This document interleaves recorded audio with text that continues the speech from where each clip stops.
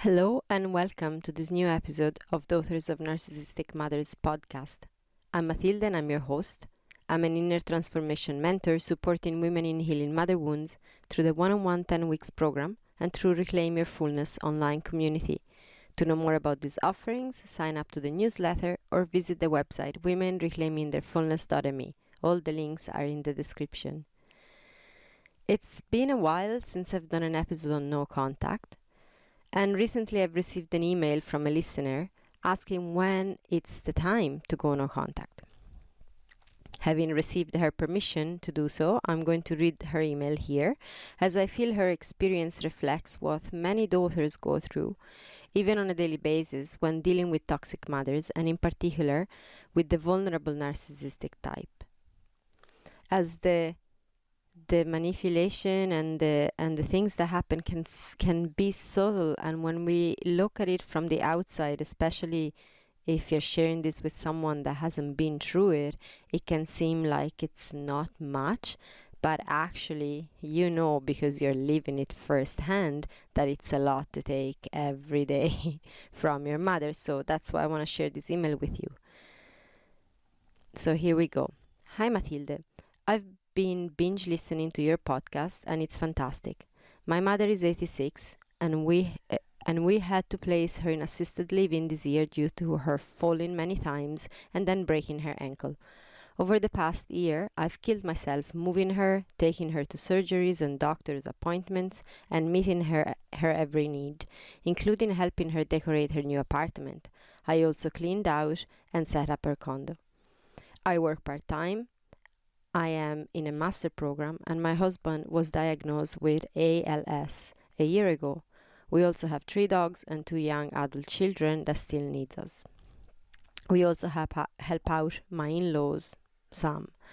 I warned her that now that she's doing better, I must take a step back and focus on my family. However, I agreed to take her to one more doctor's appointment. This is what happened. I picked her up to take her to the doctor. The appointment went great and she's healing well. The doctor said to come back in 5 weeks. As we checked out, she said, "Will you bring me to the next appointment?"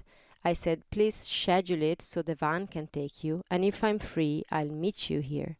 She got haughty and said, "Fine, I'll just have your brother bring me." She then told the scheduler in a haughty voice, "Schedule it any afternoon except Fridays because we have a happy hour then and it's the only thing I have to look forward to." She then tried to hand me a piece of paper for the device she needs to call and order that she will wear for 30 minutes a day to improve bone growth. All she has to do is call and order it. It's all written down. She said, "You will call and order this." And I said, "No, that is something you can do." Furious, she said, "I'll have the girls at the front desk help me." On the way out, I tried to explain that with everything I have going on, I need her to take on more of her own tasks. And it's also good for her. If she doesn't use it, she'll lose it. She got mad, told me to stop lecturing her, and shushed me. I told her it was unacceptable to shush me. I'm an adult and allowed to share my opinion. We got in the car and she said, "Do you hate me now?" I explained that her behavior was pushing me to my breaking point. She constantly criticizes, ignores my boundaries, and says passive-aggressive things. I gave her 2 examples, one being that she told me that all the grandchildren text her back on Valentine's Day except for my kids, and she said that you're too sensitive. And when I became angry about this, she said, "You're so angry." She never apologizes, self-reflects, or admits to any wrongdoing. Her ego is too fragile for that, I guess. I also told her how she said the kids sent her a short Merry Christmas text on Christmas and then said very short. She denied saying this. I dropped her off and left her with her shouting, "This ruined my day." Oh, and on the way into the appointment, she pretended to be confused, acting like we were at the wrong doctor's office. I firmly believe this was a manipulation tactic to get me to bring her to the future appointments. She is with it for an 86-year-old and has no dementia. She's texting and leaving me voicemails to get me to respond, but I've had enough. Her victim mentality, passive-aggressive comments and guilt trips are too much. My mental health is suffering and my blood pressure is high. I've informed my brother that I'm taking a break and I'm unsure if I'll ever be ready to re-engage with her. He was sad but supportive. My question is, when is it time to call it quits and go no contact? In your podcast, you give so much great advice on how to navigate the narcissistic relationship, but it takes so much effort and work to do that. I'm wondering, why should I have to do all the work, I'm already in counseling, and effort just to be able to visit an old woman who only wants to control and hurt me, even though she constantly professes her love? So that was it. That was a long email. Thank you for listening, and thank you so much for the listener who sent this email, for the permission to share it, because it's so helpful for everyone to hear others' experiences firsthand. So does this listener's experience resonate with you? Have you been through your own version of this with your mother? And have you been wondering, when is it time to go no contact? Are you torn between your duties as a daughter and the need to focus on your life and your own family? If you are, I totally get it. Especially if your mother is more the vulnerable narcissistic type, this decision can be very challenging one to make.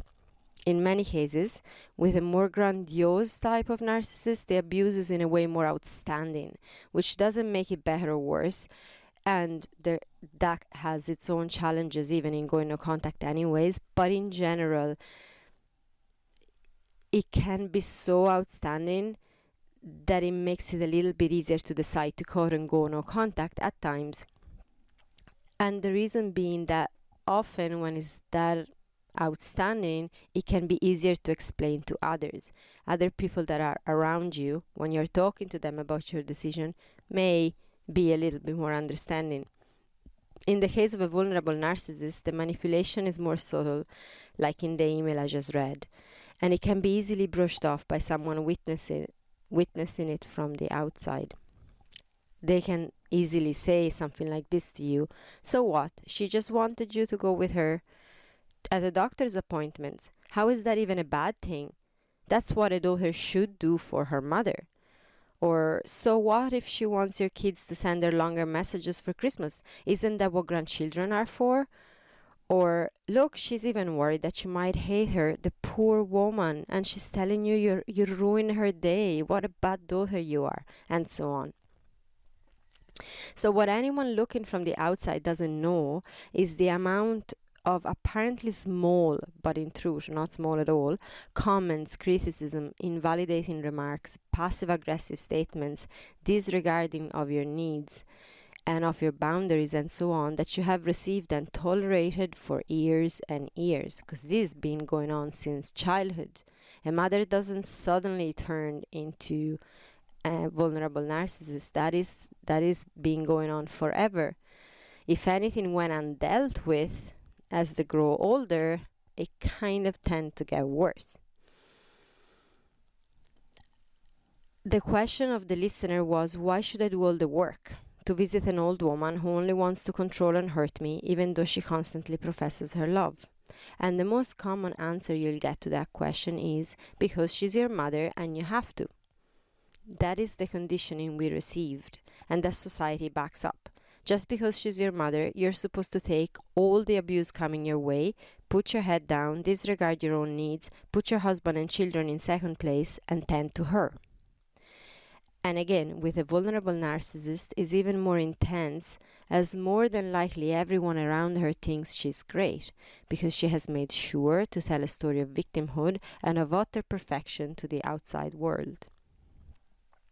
I can never tell someone to go no contact, and I never will, because it is a very personal decision and you are the only person who can feel into it for yourself.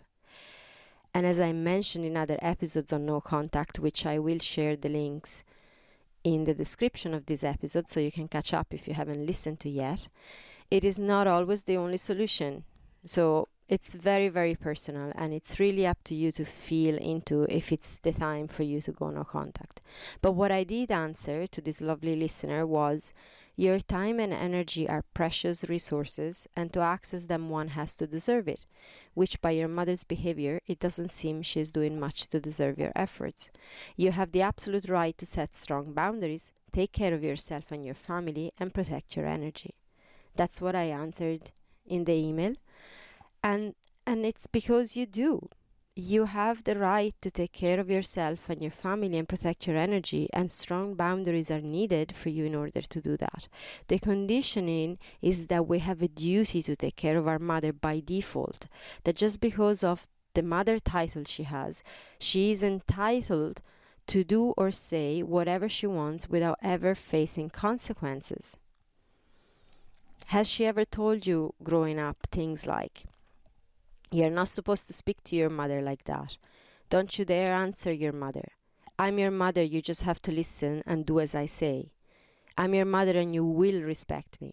And this may have been reinforced by the enablers around you that could have said things like, "She's your mother, you should do as she says," or "You should respect her," or "You should love her," and so on. So we're conditioned that just because she gave birth to you, she has the right to behave with you in any way she wants, and you just have to take it. I remember being at a retreat at some point, something like 14 years ago, and the facilitator wanted me to access gratitude because my mother gave birth to me. And at one point she wanted me to bow at like the symbolic image of my mother just because she gave birth to me, which I internally knew how many times my mother told me how hard it had been for her to give birth to me, that it was like the ultimate sacrifice that she ever made, that I was that stubborn I didn't even want to come out. And I also knew how very little she took care of me afterwards, because she left me with my grandparents after only a few months from my birth. So I knew all of this. And I couldn't bow, like my body didn't want to do it. It's like my legs were locked. I actually ended up in the end doing it just to end the process and go back to my seat, as this was going on for a while. But I felt so wrong for it. I felt like it was all my fault, that I was the one who should bow, and yet I couldn't do it. Never once my mind told me that maybe I had a point. It only told me how bad a daughter I was, and how I clearly did the exercise wrong, did not understand the exercise. So this is the conditioning. And I'm not suggesting you should not be grateful to your mother for giving birth to you. I definitely am now. But being grateful and being in debt are two very different things. And the conditioning we received is that we're indebted to this woman, even if she treats us like absolute shit. Excuse the language, but that's what happens. The thing is, you don't owe your mother anything. You can be grateful she brought you into this world if that feels true for you. You can even love her. I do love her. I do love my mother. If that feels true for you or not. If it doesn't, you don't even have to go around saying that you love your mother, but you had to set boundaries. If you don't, if that doesn't resonate and ring true to you, that's okay too. You're allowed. The main thing is that you don't owe her anything. So the conditioning, when we have a mother with narcissistic behavior, and more so with a vulnerable narcissist, again, it can be subtle, so it can be sometimes a little bit more hard to spot, is this. First, you are responsible for her well-being, physical and emotional. Second, you owe her forever because she's your mother, just because of that.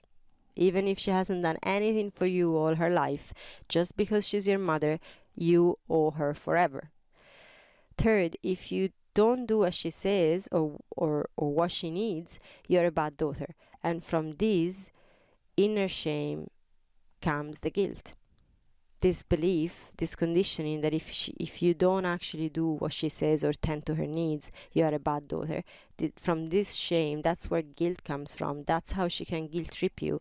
She's playing on this shame that you carry, even if you're not aware of it. Fourth, you need to always tend to her needs first, and from this, having to keep track with her all the time, comes the anxiety. Because you're always hypervigilant. You always have to make sure she's okay. I remember going around always with like keeping tabs on my mother's emotional state, or if she was comfortable, if this was okay, if I said the right things, and so on. And that can cause a crazy level of anxiety in a system, because you're constantly on alert to make sure you're keeping tab with this person. And her emotional moods can swing left and right, up and down, without any notice. So you have to be on alert all the time. And fifth, boundaries are a bad thing. Only bad daughters do. Or they are allowed with everyone else, but not your mother.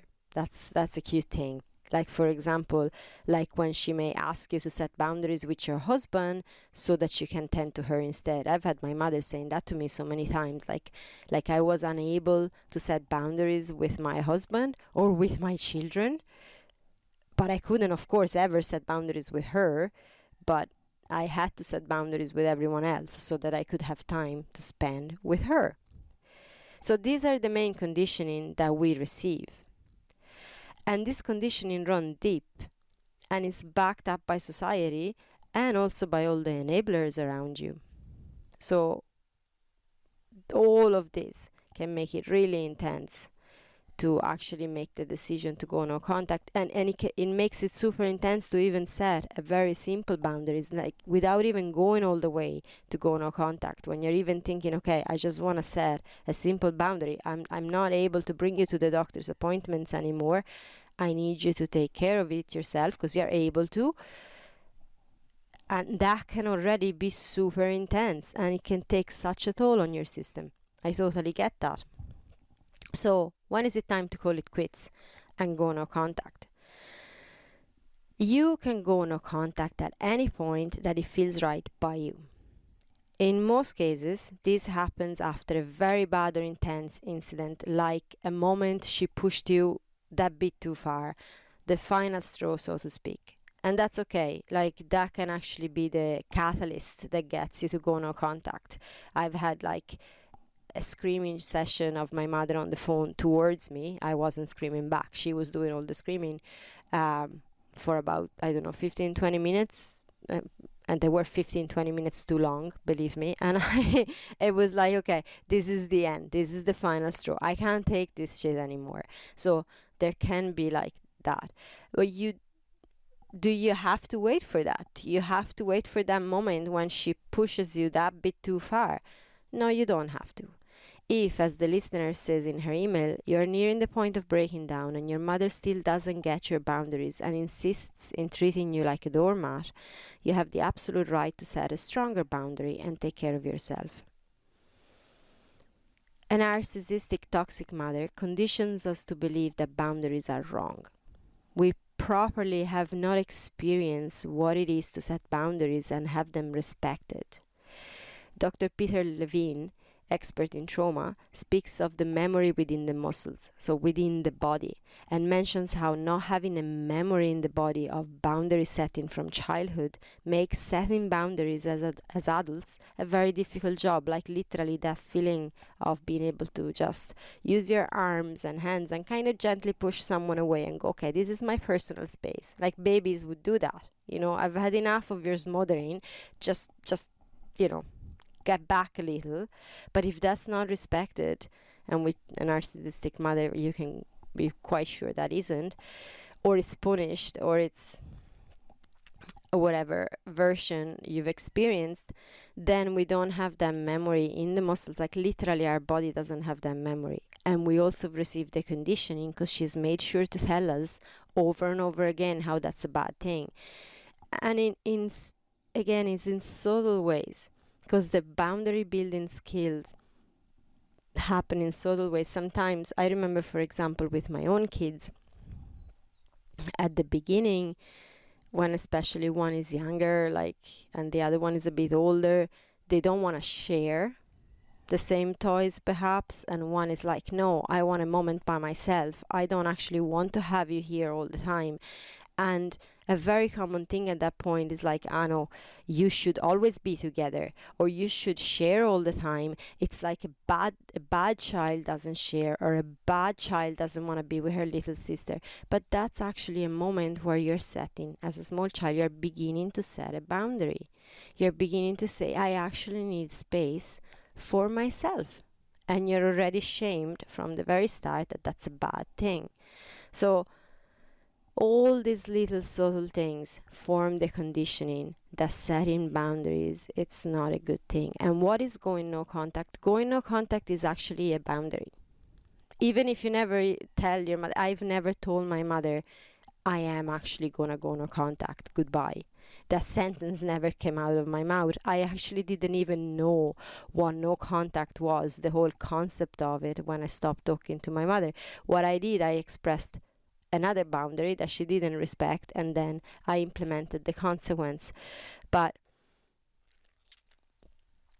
that's what going no contact is. It's just another boundary. So when we can practice to set boundaries, and we'll get there in a minute, that is the skill that is required to be able to go no contact. Also, another thing to note is that as children, we couldn't just leave. We had to stick around despite the abusive behaviors. So we had to learn to put up with all of the abusive behavior. It was the only way to survive. So because of that, we learned to put up with a lot of it. We learned to take a lot more than necessary and put our heads down. So a lot of stuff that now happens in relationships and in the relationship with your mother,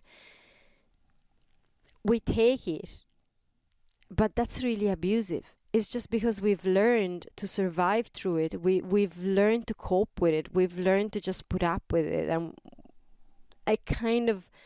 it's not that it desensitizes us, because we're suffering internally quite a bit, but we've sort of learned that we just have to get on with it. Because as children, we had to.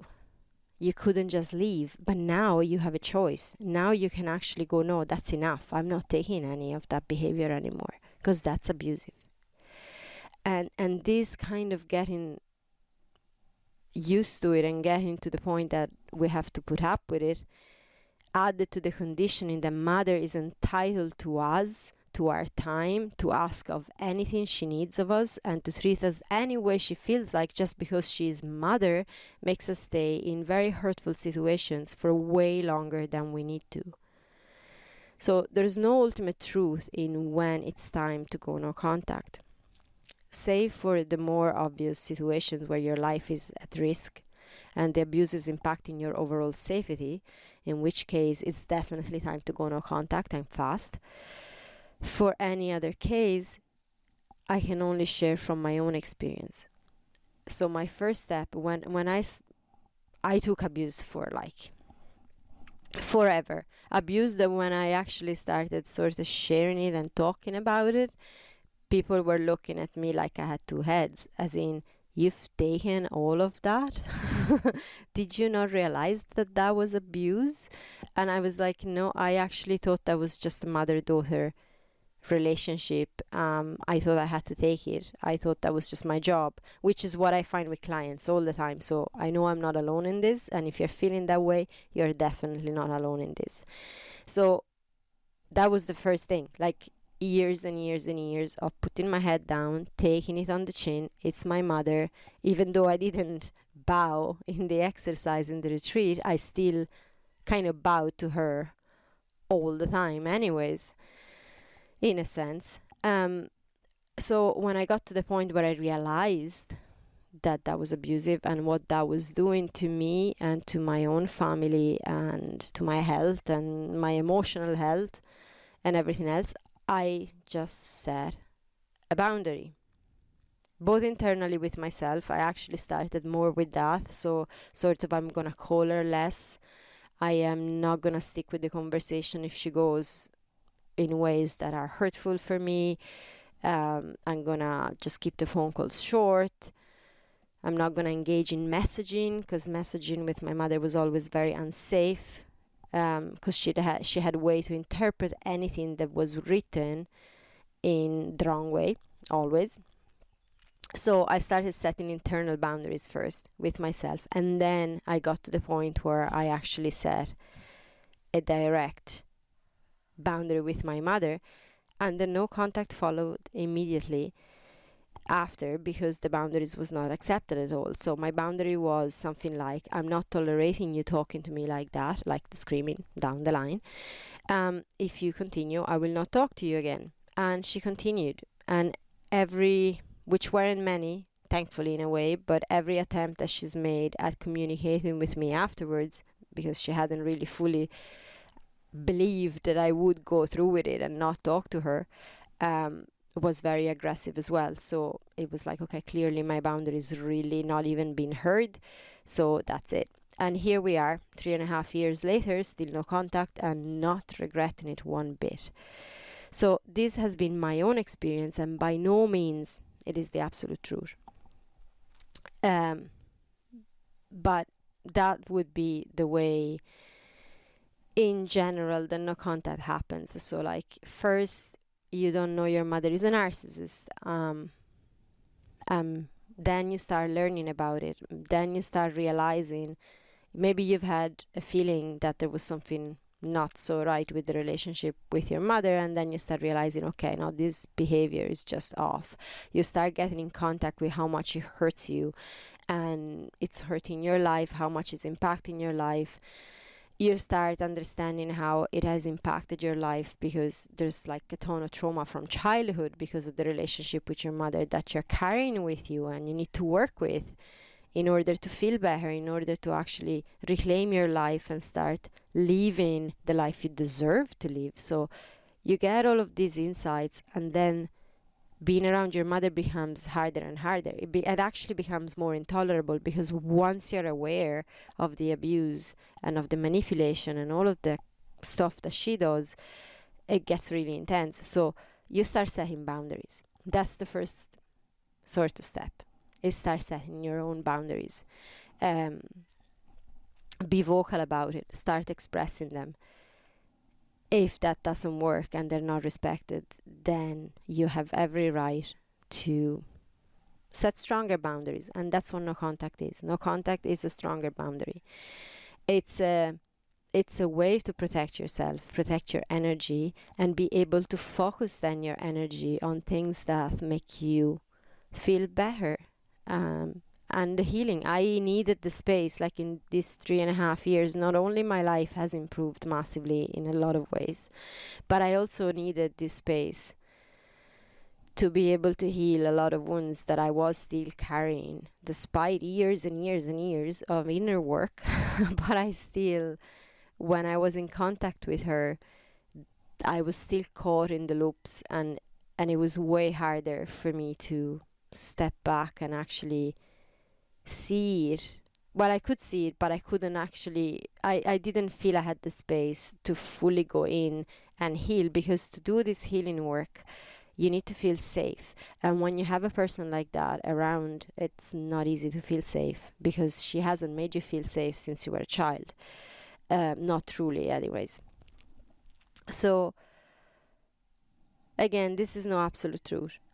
And there may be situations where you want to go no contact way quicker than what I said. Again, you realize the abuse and you go, that's it, enough, and off you go, because it can be so hurtful. It can impact your life to such a degree that you're not living. You're actually not living. You think you're living up until the point you realize you're just surviving, and you're constantly into a hole that you're trying to climb out, and she's pushing you back in every time she calls you, every time she sees you, every time she speaks to you, every time you have to deal with her. And that's no life. It doesn't matter that she's your mother. Again, that's the conditioning. Oh, but she's my mother, I just have to put up with that. No, you don't. You don't. If you have to take one thing from this episode, is that you don't owe your mother anything, and that she, like everyone else in your life, save for your children if you have any, they're an exception, but like everyone else in your life, she has to earn the right to your time and energy by her behavior.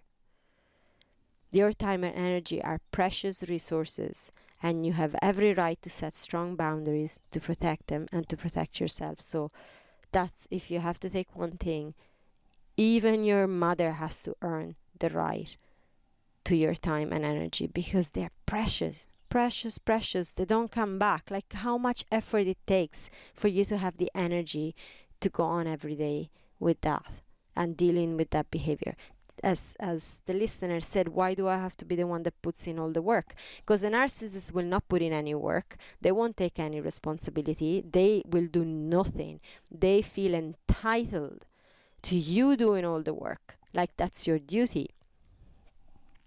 That's not how it works in life. Like anyone who wants to be around you has to earn the right to your time and energy with their behavior, with their respectful behavior, with the way they are gonna listen to you, the way they're gonna support you, respect your boundaries. And it's like a mutual relationship. Yes, you help them, they help you, not in a transactional way, but that's just in a beautiful, healthy way. So those are the people that you go, yeah, I want to have more of these around me.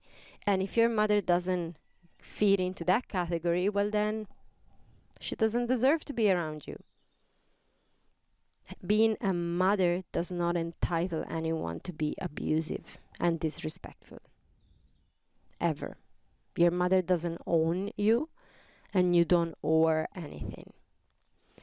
Again, your time and energy are precious, and you have every right to set boundaries and to protect yourself. And if the boundary that you're setting is going no contact, well, yes, you have every right to do that too. So I hope this was helpful. If you have any questions and comments, you can of course comment on the episode, or you can send me an email at matilde@womenreclaimingtheirfullness.me, sharing your experience and asking your questions. And if you are wondering how to even start setting boundaries with your narcissistic mother, you can download the free boundary roadmap, the boundary setting roadmap. The link is in the description of this episode, and it's an amazing resource and tool for you to start learning how to set boundaries to support you in that. So with that, I'm going to wish you a wonderful week, send you lots of love. Bye for now.